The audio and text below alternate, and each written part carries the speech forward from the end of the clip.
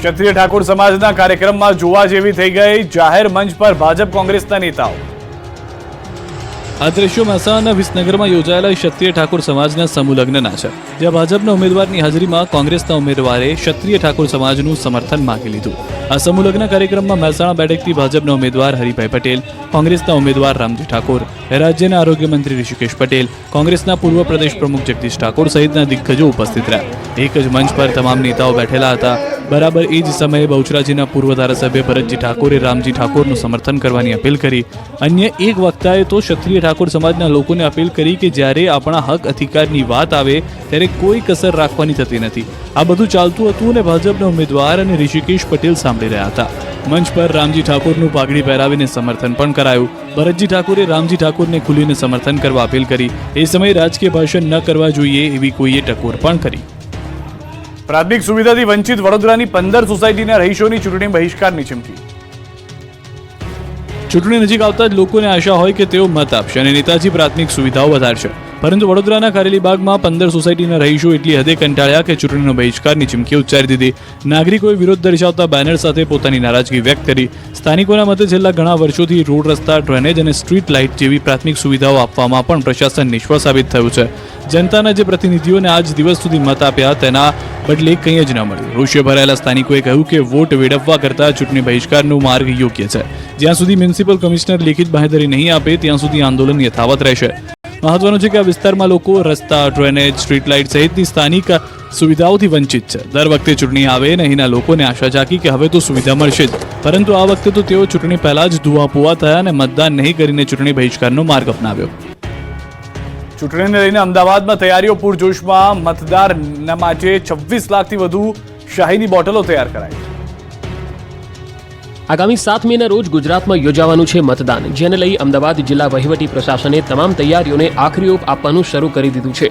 ત્યારે આજે આપને અમે મતદાન પહેલા આંગળી પર લગાવવામાં આવતી સ્યાહી વિશે જણાવીશું। શું તમે જાણો છો કે આ સ્યાહીનો ઉપયોગ કેમ કરવામાં આવે છે? આ સ્યાહીની શું વિશેષતાઓ છે? બોગસ વોટિંગ ન થાય તે માટે અવિલોપ્ય સ્યાહીનો ઉપયોગ કરવામાં આવે છે। ચૂંટણી પંચે કર્ણાટકની મૈસૂર પાઇન્ટ્સ એન્ડ વાર્નિક લિમિટેડને સ્યાહી બનાવવાનો અધિકાર આપવામાં આવ્યો છે। ભારત સહિત ઘાના, મલેશિયા, દક્ષિણ આફ્રિકા સહિત 25 દેશમાં આ સ્યાહી મોકલવામાં આવે છે। આ સ્યાહીમાં સિલ્વર નાઇટ્રેટ નામનું કમ્પાઉન્ડ આવે છે, જે અલ્ટ્રાવાયોલેટ લાઇટ કે પછી સનલાઇટ સાથે રિએક્ટ કરે છે। 2 થી 4 સપ્તાહ સુધી આંગળી પરથી રંગ નીકળતો નથી। કોઈ વ્યક્તિ એક વખત મતદાન કરી શકે તે માટે સ્યાહીનો ઉપયોગ કરવામાં આવે છે। અમદાવાદના ડેપ્યુટી કલેક્ટરે આ અંગે માહિતી આપતા જણાવ્યું કે આ વખતે સ્યાહી બનાવતી કંપનીએ લોકસભાની ચૂંટણી માટે 26 લાખથી વધુ બોટલ તૈયાર કરી છે। મતદાન વખતે આ સ્યાહીનો ઉપયોગ કરવામાં આવશે। પાણીની પાઇપલાઇનમાં ભંગાણ સર્જાતા સુરેન્દ્રનગરના રસ્તા પર પાણી લોકોમાં ભારે રોષ। એક તરફ લોકો પાણી માટે ટળવળે છે, ત્યારે બીજી તરફ સુરેન્દ્રનગરમાં ભર ઉનાળે ચોમાસા જેવો ઘાટ ઘડાયો। અહીં પાણીની પાઇપલાઇનમાં ભંગાણ થયું અને રસ્તા પર પાણીનો વેડફાટ થયો। સુરેન્દ્રનગર બસ સ્ટેન્ડ નજીકના આ દ્રશ્યો છે। મોડી રાત્રે પાઇપલાઇનમાં ભંગાણ થતા રસ્તા પર પાણી ફરી વળ્યા। સુરેન્દ્રનગર વઢવાણ રોડ પર આવેલા બસ સ્ટેન્ડ નજીક પાઇપલાઇન તૂટી જતા હજારો લીટર પાણી રસ્તા પર વહી ગયું। બસ સ્ટેશન પરના મુખ્ય રસ્તા પર તેમજ નજીકમાં આવેલ પેટ્રોલ પંપમાં પણ પાણી ઘૂસી ગયા હતા। શહેરના મુખ્ય રસ્તા પર પાણી ફરી વળતા રાહદારીઓ અને વાહન ચાલકોને હાલાકી ભોગવવી પડી। એક તરફ શહેરના અનેક વિસ્તારમાં અનિયમિત અને અપૂરતા પાણી વિતરણની ફરિયાદ અને બીજી તરફ હજારો લીટર પાણીનો વેડફાટના આ દ્રશ્યો। પાણીનો વેડફાટ થતા તંત્ર સામે લોકોમાં રોષ ભભૂકી ઉઠ્યો। કલોલમાં બેફામ વાહન ચાલકે મહિલાને ટક્કર મારી 4 દિવસમાં ત્રીજો અકસ્માત થયો। ગાંધીનગર કલોલમાં વાહન ચાલકો બેફામ બન્યા। રોડ ક્રોસ કરતી મહિલાને વાહન ચાલકે ટક્કર મારી દીધી। વાહનની ટક્કરે મહિલાનું ઘટના સ્થળે જ મોત નિપજતા ચકચાર મચી ગઈ। અજાણ્યો વાહન ચાલક ટક્કર મારી ફરાર થઈ ગયો। છતરાલ હાઈવે પર સિંધબાદ ચોકડી પાસે અકસ્માતની આ ઘટના બની। મહત્વનું છે કે કેટલાક દિવસોથી આ વિસ્તારમાં અકસ્માતની ઘટના વધી રહી છે। કલોલ છતરાલ હાઈવે પર 4 દિવસમાં ત્રીજો અકસ્માત છે। આ જ હાઈવે પર 4 દિવસમાં 3 લોકોના મોત નીપજી ચૂક્યા છે। આ તરફ વડોદરાના અકોટા બ્રિજ પર સર્જાયેલા અકસ્માતના મામલે આરોપીની પોલીસે ધરપકડ કરી। પોલીસે કાર ચાલક કલપ પંડ્યા અને તેમની મંગેતર પકડી પાડ્યા હતા। કાર ચાલકે બ્રિજ પર બેઠેલા 4 લોકોને અડફેટે લેતા એકનું મોત થયું હતું। પોલીસે સાયન્ટિફિક પુરાવા મેળવવા ફોરેન્સિક અને આરટીઓની મદદ લીધી છે। પોલીસ તપાસમાં કેટલાક ચોંકાવનારા ખુલાસા થયા છે। બંને વચ્ચે કેનેડા પરત નહીં જવા ચાલુ કારે તકરાર ચાલતી હતી। આવેશમાં આવેલા કલ્પ પંડ્યાએ પૂરફાટ ઝડપે કાર હંકારતા અકસ્માત સર્જાયો હતો। કડીના એક ગામમાં હિન્દુ મુસ્લિમની એકતાનું ઉદાહરણ જોવા મળ્યું। અહીં હિન્દુ અને મુસ્લિમ સમાજની દીકરીઓના સમૂહ લગ્ન થયા।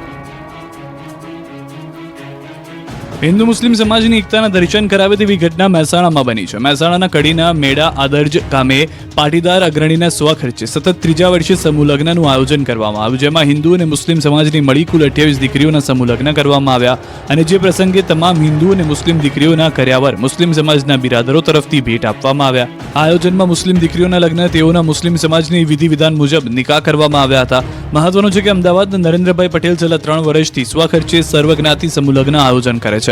પ્રથમ વખત એક જ મંડપ નીચે 25 હિન્દુ સમાજની દીકરીઓના હિન્દુ શાસ્ત્રોક્ત વિધિ અનુસાર ગાયત્રી પરિવાર દ્વારા લગ્ન કરવામાં આવ્યા અને 3 મુસ્લિમ સમાજની દીકરી અને દીકરાઓના મુસ્લિમ સમાજની વિધિ વિધાન મુજબ નિકાહ કરવામાં આવ્યા. મેડા આદર્જ અને આજુબાજુ ગામમાં મુસ્લિમ સમાજના લોકોને આ વાત સ્પર્શી જતા તેઓ નરેન્દ્રભાઈ પટેલને મળ્યા હતા અને સમૂહ લગ્નમાં જોડાનાર તમામ હિન્દુ અને મુસ્લિમ સમાજની દીકરીઓના કર્યાવરનો તમામ ખર્ચ ઉઠાવવા સંમતિ દર્શાવી હતી. મહત્વનું છે કે સૌ પ્રથમ વખત કડી પંથકમાં હિન્દુ મુસ્લિમ સમાજની દીકરીઓને એક સાથે સમૂહ લગ્ન થઈ રહ્યા છે. પીવાનું પાણી ન હોવાથી છોટાઉદેપુરના ડુંગર વિસ્તારમાં પશુઓની હાલત કફોડી, 100 ગામના પશુઓ નિરાધાર બન્યા. ઉનાળો આવતા જ નસવાડી તાલુકાના ડુંગર વિસ્તારના લોકો અને પશુપાલકોના હાલ બેહાલ થઈ જાય છે. પાણીની તંગી એટલી હદે અંદાજે 100 ગામના લોકોએ તેમના પશુઓને નિરાધાર બનાવી છોડી મૂકવા મજબૂર બન્યા. આટલું જ નહીં, અન્ય ગામના લોકો પશુઓને ગામમાં ઘૂસવા ન દેતા મૂંગા પ્રાણીઓને ટળવળવાનો વારો આવ્યો છે. કાળઝાળ ઉનાળામાં નસવાડી તાલુકાના ડુંગર વિસ્તારમાં સિંચાઈ અને પીવાના પાણીનું જળ સંકટ ઊભું થયું છે. સિંચાઈનું પાણી ન મળતું હોવાથી અહીંના ખેડૂતો ફક્ત ચોમાસા આધારિત ખેતી કરે છે, જેથી મૂંગા પશુઓ માટે ઘાસચારાનો સવાલ પણ વિકટ બની ગયો છે. માણસોને પણ પીવાના પાણી માટે દૂર દૂર સુધી ભટકવું પડે છે, ત્યારે પશુઓની હાલત કેવી કફોડી બનતી હશે એ સમજી શકાય છે. જ્યારે પણ ઉનાળાની શરૂઆત થાય કે ગામના લોકો સ્વૈચ્છિક પોતાના પશુધનને ભગવાન ભરોસે છોડી મૂકે છે. દૂર દૂર ભટકતા પશુની હાલત શું થતી હશે તે એક પણ વખત વિચારવા જેવી વાત આ તંત્રને ધ્યાને નથી આવી. અહીંના લોકોનું એવું કહેવું છે કે ગમે તેમ કરીને તેમના પશુઓને જીવ બચાવવાનો તેઓ પ્રયાસ કરે છે. તો કેટલાક લોકોનું એવું પણ કહેવું છે કે કેટલાક પશુઓના મોત પણ થઈ જાય છે. ચોમાસા પહેલા જો પરત આવે તો તેમનું નસીબ. પશુઓને છોડીને તેઓ પોતાના પરિવાર સાથે કચ્છ અને સૌરાષ્ટ્ર તરફ જતા રહે છે. અહીંના લોકોનું કહેવું છે કે રોજગારી માટે અહીં કોઈ વ્યવસ્થા ન હોય, ના છૂટકે તેઓએ પલાયન કરવાની પરિસ્થિતિ અથવા તો માદરે વતન જવું પડે તેવી સ્થિતિ છે. ભર ઉનાળે ભાવનગરના ચેકડેમ જર્જરિત હાલતમાં. અંતરિયાળ વિસ્તારના અનેક વિસ્તારોમાં પાણીની પારાયણ શરૂ. કાળઝાળ ગરમીમાં ડેમના તળિયા દેખાવા લાગે છે, જેથી પીવાના પાણીની સમસ્યા ઊભી થાય છે. પરંતુ ભાવનગરમાં વાત જરા જુદી છે. અહીં પાણીના સંગ્રહ માટે બનાવવામાં આવેલ ચેકડેમ હાલ જર્જરિત હાલતમાં ફેરવાયા છે. ભાવનગર જિલ્લામાં 15,000થી વધુ નાના મોટા ચેકડેમો બાંધવામાં આવ્યા છે, પરંતુ છેલ્લા 10 વર્ષથી મોટાભાગના ચેકડેમો તો તૂટી ગયા છે, જ્યારે અનેક ચેકડેમો જર્જરિત હાલતમાં છે. ડેમ જર્જરિત હોવાથી ઉનાળાની શરૂઆત થતાં રાજ્યમાં અંતરિયાળ વિસ્તારોમાં પાણીની પારાયણ શરૂ થઈ જાય છે. ભાવનગરમાં મોટાભાગના ડેમ જર્જરિત હાલતમાં હોવાથી તેમાંથી પાણી વેડફાઈ રહ્યું હોવાનો સ્થાનિકોનો મત છે. હાલ ઘોઘા સહિતના અનેક તાલુકામાં કેટલાક ચેકડેમ હજુ તૂટેલી હાલતમાં છે, જેથી સ્થાનિકો જિલ્લામાં આવેલા ચેકડેમ રિપેર કરવામાં આવે તેવી માંગ કરી રહ્યા છે. ચેકડેમ રિપેર કરી તેમાં પાણીનો સંગ્રહ શક્ય બનશે અને પાણીના તળ ઊંચા આવશે, જેથી પાણીનો પ્રશ્ન હલ થશે, સાથે ખેતી માટે પણ ફાયદો થઈ શકે તેમ છે. કાળઝાળ ગરમીમાં સ્ટેચ્યુ ઓફ યુનિટીના સફારી પાર્કમાં વિશેષ વ્યવસ્થા કરવામાં આવી છે. કાળઝાળ ગરમીથી સૌ કોઈ ત્રાહિમામ પોકારી ગયા છે, તો અબોલ પશુ પક્ષી અને પ્રાણીની કેવી દશા થતી હશે એ વિચારી શકાય છે. સ્ટેચ્યુ ઓફ યુનિટી પાસે આવેલા અનેક પ્રકલ્પોમાંનું એક જંગલ સફારી પાર્ક છે, જ્યાં આ કાળઝાળ ગરમીથી પ્રાણીઓ અને પશુ પક્ષીઓને રક્ષણ મળે તે માટે વિશેષ વ્યવસ્થા ઊભી કરવામાં આવી છે. જંગલ સફારીમાં પ્રાણીઓ માટે એસી અને કુલરની વ્યવસ્થા કરવામાં આવી. સતત ઠંડા પાણીનો છંટકાવ કરવામાં આવી રહ્યો છે. દેશ વિદેશના તમામ પ્રાણી પક્ષીઓની ખાસ દેખરેખ થાય છે. તમામ પ્રાણીઓનું રોજે રોજ ટેમ્પરેચર માપવામાં આવે છે. સાથે ઠંડા પ્રદેશના પ્રાણીઓ માટે 20 જેટલા એસી અને 50 જેટલા કુલરો લગાડવામાં આવ્યા છે. ઉનાળુ વેકેશનમાં રોજના 20 થી 25,000 પ્રવાસીઓ સ્ટેચ્યુ ઓફ યુનિટીની મુલાકાત લેવા માટે આવે છે. ત્યારે સફારી પાર્કના મહેમાનોને ગરમીની અસર ન થાય તે માટે ખાસ પ્રકારની દેખરેખ રાખવામાં આવી રહી છે. ડોલર સામે રૂપિયો ગગડતા અલંગનો શિપ બ્રેકિંગ ઉદ્યોગ મંદીમાં સપડાયો. જહાજોની સંખ્યામાં ઘટાડો થયો. ભાવનગરના અલંગ શિપ યાર્ડના વેપારીઓ માટે એક સાધો ત્યાં તેર તૂટે જેવી સ્થિતિ સર્જાઈ છે. અલંગ શિપ બ્રેકિંગ ઉદ્યોગ ફરીવાર મંદીમાં સપડાયો છે. ડોલર સામે રૂપિયો ગગડતા તેમજ ઇઝરાયલ ઈરાન વચ્ચે યુદ્ધની અસર અલંગ શિપ બ્રેકિંગ ઉદ્યોગ પર પડી છે. અહીંના ઉદ્યોગને લાંબા સમયથી એક પછી એક પ્રશ્નોનો સામનો કરવો પડી રહ્યો છે. એકદમ નિરાશાજનક પરિસ્થિતિ વચ્ચે જૂન મહિનામાં અલંગ ખાતે જહાજ આવે તેવો સળવળાટ કેશ બાયરો સમક્ષ જોવા મળી રહ્યો છે. પરંતુ ડોલરની અનિશ્ચિતતાએ ઉદ્યોગકારોને વધુ એક વખત થોભો અને રાહ જોવાની નીતિ અપનાવવા પર મજબૂર કરી દીધા. સ્થાનિક સ્ક્રેપ માર્કેટ પણ શિપ બ્રેકિંગ ઉદ્યોગને પરસેવો કરાવી રહી છે. કેન્દ્ર અને રાજ્ય સરકારે શક્યતઃ તમામ સહાયતા શિપ રિસાયકલિંગ ઉદ્યોગને કરી હોવા છતાં આંતરરાષ્ટ્રીય પરિબળો આ ઉદ્યોગની ગાડી પાટે ચડવા દેતી નથી. અનેક પ્રશ્નોથી ઘેરાયેલ અલંગ યાર્ડ માટે એક સાધો ત્યાં 13 તૂટે તેવી સ્થિતિ સર્જાઈ છે. જો કે આંતરરાષ્ટ્રીય શિપિંગ જાયન્ટ MSC દ્વારા તેઓના જૂના 45 જહાજો આ વર્ષ દરમિયાન ભંગાણ અર્થે વેચવા માટે મોકલવાની યોજના છે અને તેના માટે દસ્તાવેજીકરણ, સંભવિત જહાજોની યાદી સહિતની હિલચાલ કેશ બાયરોમાં પણ ચાલી રહી છે. પણ ડોલર સામે રૂપિયો ગગડતા અને હાલની વૈશ્વિક સ્થિતિને જોતા વધુ રાહ જોવી પડી શકે છે. અમદાવાદમાં દીક્ષા પહેલા વર્ષિદાનનો વરઘોડો નીકળ્યો. બેન્ડ બાજા, હાથી ઘોડાએ આકર્ષણ જમાવ્યું.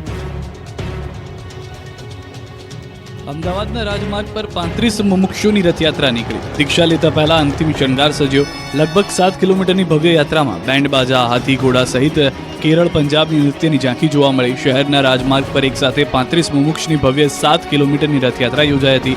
5 દિવસીય દીક્ષા મહોત્સવના ચોથા દિવસે મુમુક્ષોની અમદાવાદ શહેરના માર્ગો ઉપર ભવ્ય રથયાત્રા યોજાઈ, જેમાં દીક્ષા લેનાર 35 મુમુક્ષો મોહમાયા મૂકીને દીક્ષા લેતા પહેલા અંતિમ વાર શણગાર સજ્યો હતો. 35 મુમુક્ષ સહિત તેમના પરિવારજનો અને 400થી વધુ સાધુ સાધ્વીઓ આ ભવ્ય રથયાત્રામાં જોડાયા. શહેરના રાજમાર્ગ પર આ રથયાત્રામાં બેન્ડ બાજા, હાથી ઘોડા સહિત કેરળ, પંજાબની નૃત્યની શહેરવાસીઓમાં આકર્ષણનું કેન્દ્ર વધ્યું હતું. મહત્વનું છે કે જૈન ધર્મ અંતિમ તીર્થંકર પરમાત્મા મહાવીર સ્વામીના નિવારણ 2550 વર્ષની ઉજવણીના ભાગરૂપે 35 મુમુક્ષો સંસારનો ત્યાગ કરીને પ્રભુ મહાવીરના પંથે વિજય પ્રસ્થાન કરવાના છે, જેને શાસનના પાટનગર સમાન અમદાવાદ શહેરના ઇતિહાસમાં ક્યારેય ન બની હોય તેવી ઐતિહાસિક ઘટના 22 એપ્રિલના રોજ બનશે. 11 વર્ષની ઉંમરમાં બાળકથી લઈને 56 વર્ષના પ્રૌઢ સુધીના 35 મુમુક્ષો સંસારનો પરિત્યાગ કરીને પ્રભુ વીરના પંથે પ્રયાણ કરવાના છે. આ મુમુક્ષોના મહાભિનિષ્ક્રમણ નિમિત્તે 5 દિવસના ભવ્ય મહોત્સવ યોજાઈ રહ્યો છે, જેમાં દુનિયાભરના ખૂણે-ખૂણેથી આશરે હજારો શ્રદ્ધાળુઓ જૈનો હાજર રહ્યા છે. જામનગરમાં મહાવીર ભગવાનનો જાજરમાન જન્મદિવસ ઉજવાયો. ભવ્ય શોભાયાત્રા નીકળી. જામનગરમાં મહાવીર ભગવાનનો 2622માં જન્મદિવસ નિમિત્તે વિશાળ અને ભવ્ય શોભાયાત્રા નીકળી. છોટી કાશી ગણાતા જામનગરમાં સૌપ્રથમ વખત જગત શેખર મહારાજજીની આગેવાનીમાં મહાવીર સ્વામી ભગવાનના જન્મદિવસની ઉજવણી કરાઈ રહી છે. જન કલ્યાણ નિમિત્તે વહેલી સવારથી જ જામનગર શહેરમાં વસતા તમામ જૈન સમુદાયના લોકો રથયાત્રામાં જોડાયા. આ ઉપરાંત જૈન યુવા સંગઠનમાંથી પણ મોટી સંખ્યામાં જૈન સમાજના લોકો શોભાયાત્રામાં ઉપસ્થિત રહ્યા. આ શોભાયાત્રામાં જૈન સમાજના સાધુ સાધ્વીઓ ઉપરાંત જૈનેતર મોટી સંખ્યામાં જોડાયા. શોભાયાત્રાનો વરઘોડો પેલેસ દેરાસર ખાતે પહોંચ્યો, જ્યાં મહારાજ સાહેબોના વ્યાખ્યાનો યોજાયા. મહુડાના વૃક્ષો બન્યા રોજગારીનું સાધન. છોટાઉદેપુર પંથકના આદિવાસીઓ આર્થિક પગભર થયા. છોટાઉદેપુર જિલ્લામાં મહુડાના વૃક્ષો આદિવાસીઓ માટે રોજગારીનું સૌથી મોટું સાધન બની રહ્યા છે. આદિવાસીઓના કલ્પવૃક્ષ તરીકે ગણાતો મહુડો આજે છોટાઉદેપુર જિલ્લામાં સોળે કળાએ ખીલી ઉઠ્યો છે. ઔષધિ તરીકે ઉપયોગમાં લેવાતા મહુડાના ફૂલો વીણી તેનું વેચાણ કરી ગ્રામજનો આર્થિક રીતે પગભર થઈ રહ્યા છે. જિલ્લાના જંગલોમાં આશરે 2 લાખથી વધુ મહુડાના વૃક્ષો ઉગાડવામાં આવ્યા છે. આ ફૂલો આયુર્વેદિક દવા માટે અત્યંત ઉપયોગી છે. મહુડાને એક વૃક્ષ પરથી 100 કિલોથી પણ વધારે ફૂલ મળે છે, જેના પ્રતિમણ રૂપિયા 800 થી 1200 રૂપિયા મળે છે, જેનાથી આદિવાસીઓ નાણાકીય આવક ઊભી કરે છે. મહત્વનું છે કે મધ્ય ગુજરાતમાં જંગલ વિસ્તારમાં વધુ હોય ત્યાં મહુડાના મોટા મોટા ઝાડ આવેલા છે. ખાસ કરીને મહુડાના ઝાડ અમુક ખેડૂતોના ખેતરમાં વધારે હોય છે. જંગલ વિસ્તારમાં હાલમાં મહુડાના ઝાડ ઉપર ફૂલ આવતા આ ફૂલ વીણવા માટે વહેલી સવારથી લોકો જંગલમાં પહોંચી જાય છે. શિયાળાની ઋતુ પૂરી થતા ઉનાળાની ઋતુમાં મહુડાના ઝાડ પર ફૂલ આવે છે. આ ફૂલ ઘણીવાર મહુડાના ઝાડ ઉપરથી રાત્રિના સમયે નીચે પડી જતા હોય છે, જેને અહીં આ વિસ્તારમાં રાતગોળ મહુડી કહેવાય છે. આદિવાસીઓની પરંપરા મુજબ અને વારસાઈમાં મળેલા મહુડાના એક વૃક્ષ પરથી 100 કિલોથી પણ વધારે ફૂલ મળે છે, જ્યારે ડોળી 200 કિલો જેટલી થતી હોય છે. અંબાજીમાં ઉમટ્યું ભક્તોનું ઘોડાપુર. ચૈત્રી પૂનમ પહેલા મોટી સંખ્યામાં ભક્તો અંબાજી તરફ ઉમટ્યા. 2 દિવસ બાદ ચૈત્રી પૂનમ છે, તેના પગલે આજે તેરસે પણ અંબાજી મંદિરમાં ભક્તોનું ભારે ઘોડાપુર જોવા મળી રહ્યું છે. એટલું જ નહીં, સવારથી જ અંબાજી મંદિરનું ચાચર ચોક લાલ ધજા પતાકાઓથી લહેરાઈ ગયું. અનેક શ્રદ્ધાળુઓ નાની મોટી ધજા લઈ માં અંબેના મંદિરે પહોંચ્યા હતા અને ગરબે રમતા જોવા મળ્યા. આજે અંબાજી મંદિરમાં 21 ઉપરાંત નાની મોટી અને 52 ગજની ધજાઓ ચઢાવવામાં આવી. ચાચર ચોકમાં ભક્તો ધજાઓ લઈને આવી પહોંચતા વાતાવરણ ભક્તિમય બન્યું. આમ તો પૂનમે જ ભક્તોનો ભારે મેળાવડો જોવા મળતો હોય છે, પણ પૂનમના દિવસે ભારે ભીડભાડ હોવાથી શ્રદ્ધાળુઓ હવે બને એટલા વહેલા દર્શન કરી લેવાનું યોગ્ય માની રહ્યા છે. વિવિધ સ્થળોએથી મોટી સંખ્યામાં ભક્તો સાથે સંઘ અંબાજી પહોંચી રહ્યા છે. આ સંઘમાં નાના બાળકોથી લઈને મોટેરાઓએ શ્રદ્ધા સાથે યાત્રાધામ અંબાજી આવ્યા. ઉનાળાની કાળઝાળ ગરમીમાં પણ શ્રદ્ધાળુઓ જરા પણ ડગ્યા વગર માં અંબાના દર્શન માટે ઉમટી રહ્યા છે. કોઈ ધજા લઈને આવ્યું તો કોઈ આસ્થા સાથે આવી પહોંચ્યું. બીજી તરફ ભક્તોને કોઈ અગવડતા ન પડે તે માટે વ્યવસ્થા કરવામાં આવી છે. આ ઉપરાંત પોલીસ બંદોબસ્ત પણ ગોઠવવામાં આવ્યો છે. નવસારીમાં ચીખલી પાસે ગોજારો અકસ્માત સર્જાયો. એક સાથે 3 ગાડીઓનો અકસ્માત થયો. પૂરપાટ ઝડપે આવતી કારે સામેથી આવતી કારને અડફેટે લેતા અકસ્માત થયો. અકસ્માતમાં કુલ 5 લોકો ઇજાગ્રસ્ત થયા, જેમાં 8 મહિનાની એક બાળકી અને 9 વર્ષના એક બાળકનો પણ સમાવેશ થાય છે. તમામ ઇજાગ્રસ્તોને ચીખલીની ખાનગી હોસ્પિટલમાં સારવાર અર્થે ખસેડવામાં આવ્યા હતા. સમગ્ર ઘટનાને લઈને ચીખલી પોલીસ દ્વારા હાલ તપાસ કરવામાં આવી રહી છે. રાજકોટના ધોરાજીમાં ગત 10 એપ્રિલે એક ગંભીર અકસ્માત થયો હતો, જે ઘટનામાં એક જ પરિવારના 4 લોકોના મોત થયા હતા. જેને લઈ મૃતકોના પરિવારજનોને સહાય ચૂકવવા ધોરાજીના એમએલએ મહેન્દ્ર પાડલિયાએ સીએમને પત્ર લખીને રજૂઆત કરી, જેને લઈ આવનાર દિવસોમાં ઝડપી સહાય અપાય તે દિશામાં તેઓ કામ કરશે તેવી વાત મહેન્દ્ર પાડલિયાએ કરી હતી. ભરૂચના ટંકારિયા ગામે તસ્કરો 30 લાખની ચોરીને અંજામ આપી ફરાર થઈ ગયા. પાદરિયા રોડ પર રહેતા ઇરફાનભાઈ પરિવાર સાથે લગ્ન પ્રસંગમાં ગયા હતા. તે સમયે તકનો લાભ લઈ તસ્કરો મકાનમાં ચોરી કરી ફરાર થઈ ગયા. તસ્કરો મકાનના પાછળના ભાગેથી ઘરમાં પ્રવેશ કરી 45 તોલા સોનાના દાગીના અને 4,65,000 રોકડાની ચોરી કરી ફરાર થઈ ગયા. સમગ્ર ઘટનાને લઈને પોલીસે તપાસ શરૂ કરી છે. આગામી લોકસભાની ચૂંટણીમાં વધુમાં વધુ મતદાન થાય તેવા પ્રયાસો જૂનાગઢ તંત્રએ હાથ ધર્યા છે. જૂનાગઢના માંગરોળમાં મુખ્ય ચૂંટણી અધિકારી કમ કલેક્ટરે મતદાન જાગૃતિનો કાર્યક્રમ યોજ્યો હતો, જેમાં મુખ્ય ચૂંટણી અધિકારી, ડીડીઓ, ટીડીઓ, ખારવા સમાજના 500 જેટલા ભાઈઓ બહેનો, અગ્રણીઓ તેમજ વિદ્યાર્થીઓ હાજર રહ્યા હતા. બોટ મારફતે દરિયામાં પહોંચી મતદાન જાગૃતિ અંગેનો સંદેશો આપ્યો હતો. હું ચોક્કસ મતદાન કરીશ તેવી સહી ઝુંબેશ પણ હાથ ધરવામાં આવી હતી. ચૂંટણીને હવે ગણતરીના દિવસો બાકી છે, ત્યારે આણંદ લોકસભાના અને ખંભાત વિધાનસભા પેટા ચૂંટણીના બંને ઉમેદવારો જોરશોરથી પ્રચાર કરી રહ્યા છે. બંને ઉમેદવારોએ આજરોજ ખંભાત વિધાનસભા વિસ્તારના ગ્રામીણ વિસ્તારોમાં સંયુક્ત પ્રચાર માટે પહોંચ્યા હતા. ત્યારે બંને ઉમેદવારોએ તમામ લોકોને અપીલ કરી કે લોકો વધુને વધુ મતદાન કરે અને ફરી એકવાર જંગી લીડ સાથે ભાજપ સરકાર શાસનમાં આવે તેવા પ્રયત્નો કરવા લોકોને આહવાન કરવામાં આવ્યું. દ્રશ્યો આપ જોઈ રહ્યા છો, મોટી સંખ્યામાં જનમેદની પણ ઉમટી હતી. આપણે જણાવી દઈએ કે હાલમાં વિધાનસભાની 5 પેટા ચૂંટણી પણ થવાની છે લોકસભાની ચૂંટણી સાથે, જેમાંની એક ખંભાતની પણ બેઠક છે, જેમાંથી ભાજપે કોંગ્રેસમાંથી આવેલા ચિરાગ પટેલને પોતાના ઉમેદવાર જાહેર કર્યા છે.